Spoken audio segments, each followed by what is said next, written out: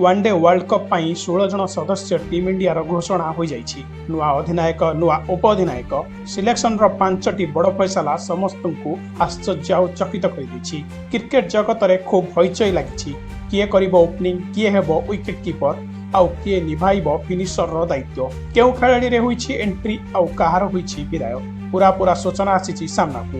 तबे फ्रेंड संजू सैमसन, ऋषभ पंत समेत 5 जन खेलाड़ी को लगी 440 वोल्टर झटका। सिलेक्टर माने समस्त आशा उपरे पानी ढाली दैछथि।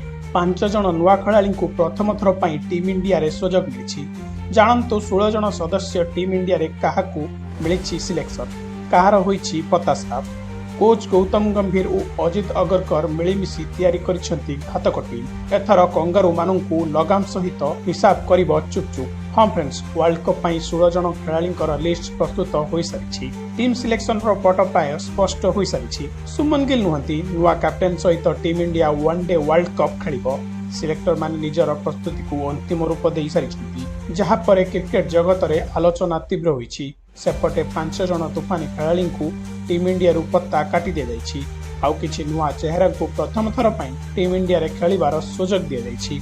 एभली परिस्थिति रे आपणक पई जानिबा अति जरूरी जे किए हेबो टीम इंडिया रा नुआ अधिनायक एवं किए हेबो उपअधिनायक। या सहित केउ 16 जन खेलाड़ी को मिलिछि टीम इंडिया रा जगह, सबु किछि आपणकू एही वीडियो रे करिबो। किंतु ता पूर्वरु जदि आपण मध्य टीम इंडिया रा जने पक्का फैन, तेबे एही वीडियोटी को लाइक करी चैनल को सब्सक्राइब कर दिंतु।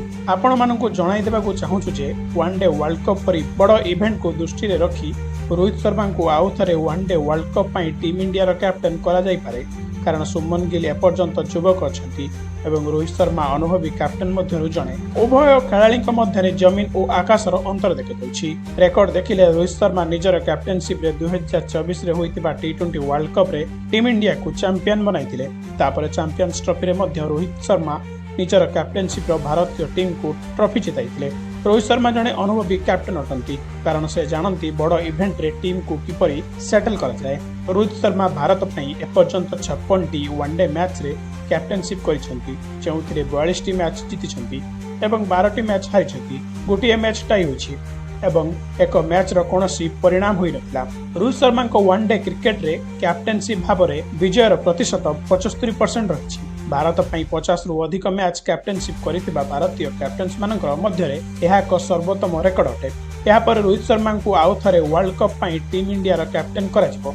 एथर यह तांकर शेष वनडे वर्ल्ड कप हेबो। एही परिस्थिति रे रोहित शर्मा पूरा दमखम सहित टीम इंडिया को आगक बढ़ाइबा और चैंपियन मध्य बनाइबे। तेबे वनडे वर्ल्ड कप पई टीम इंडिया रा स्क्वाड किछि एपरि रहिबो। रोहित शर्मा कैप्टेन, सुमन गिल उपअधिनायक, यशस्वी जायसवाल, विराट कोहली, रजत पाटीदार, केएल राहुल, ईशान किशन, हार्दिक पांड्या, रविंद्र जडेजा, नीतीश कुमार रेड्डी, रियान पराग, कुलदीप यादव, अरुण चक्रवर्ती, जसप्रीत बुमराह, मोहम्मद सिराज और हर्षित राणा। ते फ्रेंड्स, आपण मानकु कोन लागुछि? एमानक भितरु किए कटिबो आउ किए रहइबो? कमेंट माध्यम रे निश्चित जणाइबे। पुणी देखा बा गोटिए शानदार वीडियो रे। जय हिंद, जय भारत।